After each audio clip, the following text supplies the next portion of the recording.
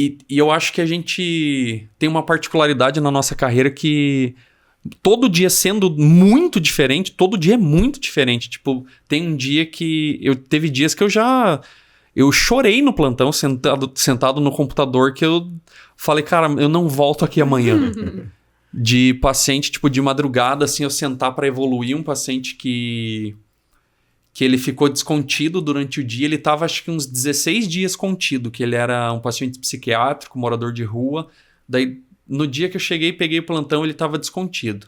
Daí, o médico tinha pedido tudo, conversou com a equipe, ele tava mais tranquilo, daí eu fui avaliar ele, acho que 1h da manhã, mais ou menos, eu fui avaliar ele tava tranquilo mesmo. Eu falei, então vamos manter, ficar de olho. Eu virei as costas, sentei no computador. O paciente deu um soco no vidro e foi pular lá de cima do hospital. E daí tinha um segurança lá embaixo, ele viu, eles correram, esse ficou lá embaixo, correram lá em cima, já pegaram ele, cheguei lá, ele já estava com a mão cortada. E foi uma noite que um paciente estava com um acompanhante, que a acompanhante chamava a cada 5 minutos. E quando eu falo a cada 5 minutos, é a cada 5 minutos a noite inteira. Ela... a gente brinca muito, né? Desliga a TV, desliga o ar-condicionado. Era coisa assim. A cada 5 minutos dela ia lá na enfermaria, se a gente não fosse, ela ia atrás, apertava a campainha. E mais esse paciente que tentou pular, e aconteceu mais algumas coisas que eu não lembro o que aconteceu. E daí chegou de manhã, eu sentei, eu fazia plantão noturno, né? Eu sentei no computador, comecei a chorar, falei, meu Deus do céu, cara, que noite. E eu era muito preocupado em passar o plantão para outra enfermeira de uma maneira que o trabalho dela fluísse durante o dia. Que tivesse resolvido. E eu não tinha feito tomografia, não tinha feito raio-x nos pacientes, porque não deu tempo. E deu aquela sobrecarga. Eu falei, meu Deus, praticamente eu não fiz nada, só apaguei incêndio. E falei, cara, amanhã eu não volto mais nesse lugar. Mas geralmente os plantões noturnos a gente só apaga incêndio, né? Assim, todos os problemas do final do dia... cai ali no plantão. Eu tinha dó dos estagiários que chegavam lá. E daí eu ficava a noite inteira correndo e eu ficava muito preocupado em passar para eles. Eu só falava, me acompanhe. E vai prestando atenção em tudo que eu tô fazendo. Porque era muita coisa que a gente fazia durante o plantão.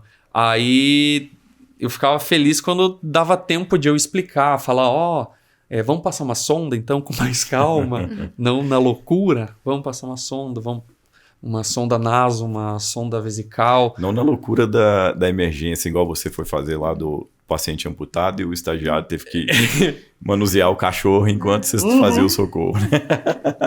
Essa história, cara, Como é que foi essa história aí pra gente, quem não ouviu? Teve uma vez que eu fui fazer plantão no SAMU. E daí ligaram lá na base e falaram, um morador de rua foi atropelado por um trem e amputou uma das pernas dele.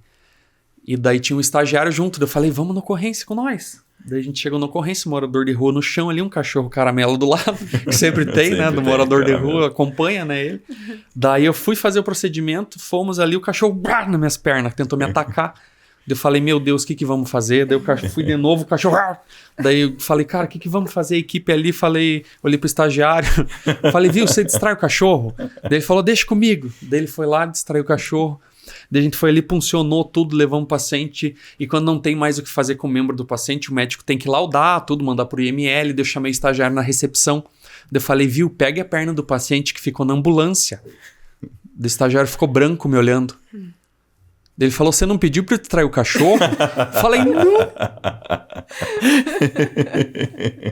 Pegou a perna do paciente e começou a jogar pro cachorro.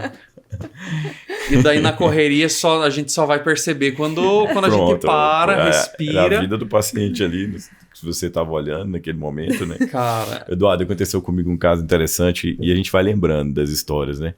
Eu estava recém-formado, fui trabalhar enquanto eu estava estudando para a prova de residência numa unidade básica de saúde, no PSF, né? Programa de Saúde e Família, da época. E era um postinho bem distante da cidade e de repente eu estava lá atendendo, fazendo um ambulatório e me gritaram ali na sala de espera que o paciente tinha tido uma parada cardíaca.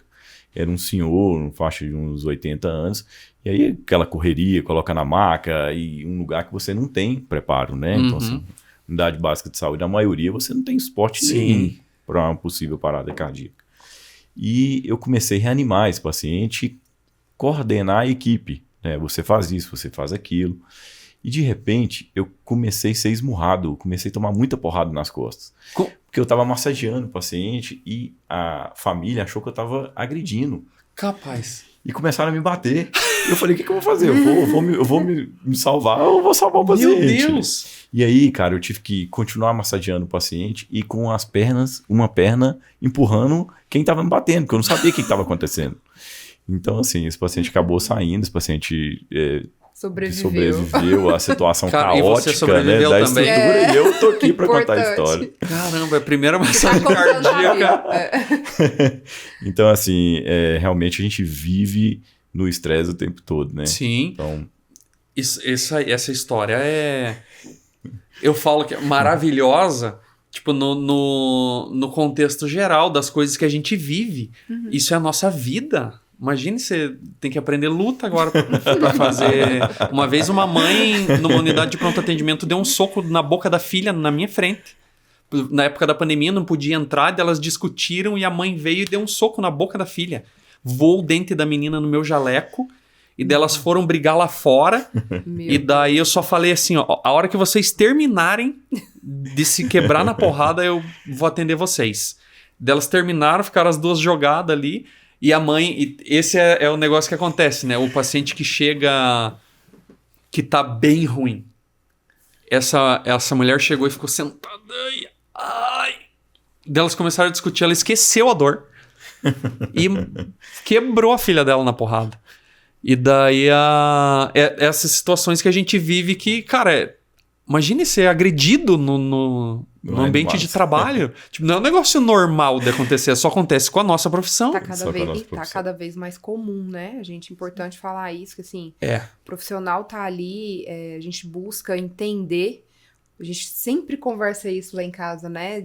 Do quanto a trajetória daquele paciente para chegar até nós, por isso que a gente tem que reservar aquele momento de escuta. Às vezes na urgência não tem como escutar tudo, mas a gente dá o nosso possível. E também partir isso do paciente, né? Ter empatia com aquele profissional de saúde, que a maioria das vezes aqui em Brasília, é importante a gente falar, estamos passando por um colapso na saúde, tanto pelos casos de dengue quanto de Covid, e são profissionais que estão sobrecarregados, tendo baixa ali, por atestado, né? A falta de vários profissionais, a pessoa dando o seu máximo e ainda passando por esses momentos difíceis de agressão, Sim. seja verbal, física, enfim, é importante ter esse respeito mútuo no ambiente de trabalho, né? Fica alerta, né, a população, as pessoas que estão nos vendo, para ter paciência, porque às vezes chega na emergência, o médico, o enfermeiro está ali atendendo, e começa aquela reclamação, né? Ah, eu tô demorando. E se o profissional estiver atendendo, não é um problema dele, né? É um problema de gestão, do sistema. Sim. Às vezes está precisando de mais profissional. Exatamente. Então vamos ter um pouco de paciência, vamos respeitar o profissional que está ali, porque a gente... Agora vocês escutando mais histórias, né? Com a oportunidade do SAC Talks, vai ser abordado realmente temas que às vezes não é passado para a população. Exatamente. Né? Pelo profissional de saúde. Então, isso é importante o que você falou, esse colapso que a gente vive, na verdade, não só em epidemias, né, mas também na rotina, né? Eu falo que a saúde é um poço sem fundo. E eu tô recebendo muito relato, inclusive recentemente, de muita agressão a profissionais.